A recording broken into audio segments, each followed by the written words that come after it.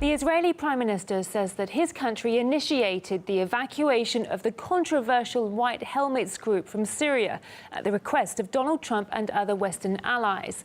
The White Helmets operate in rebel-held areas and have been linked to jihadist groups.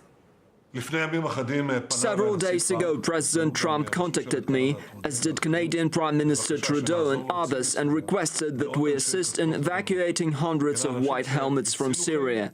These are people who have saved lives and whose lives were in danger. Therefore, I approved their passage through Israel to other countries as an important humanitarian gesture. Israel evacuated over 400 members of the group and their families to neighbouring Jordan after Canada, Britain and Germany reportedly agreed to accept at least some of them as refugees. Syrian government forces have launched an offensive against militants in the south of the country, where members of the group were located. The White Helmets describe themselves as a civil defense organization, saying their mission is to save the lives of ordinary people in Syria. However, they face wide criticism, in particular over funding, as most of it comes from the US and other Western countries.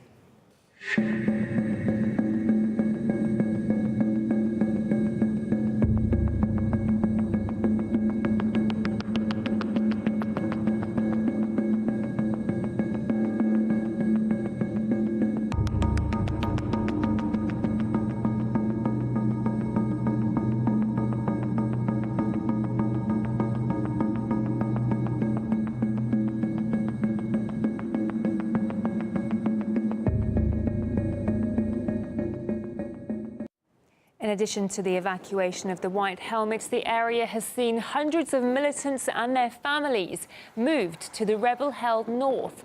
The evacuation comes as the Syrian army advances along the country's southern border with Jordan. The area has long been held by Western-backed militants seeking to overthrow President Assad. Vanessa Beeley, who's an independent investigative journalist, wonders why the White Helmets are more privileged when it comes to evacuation than ordinary Syrian civilians.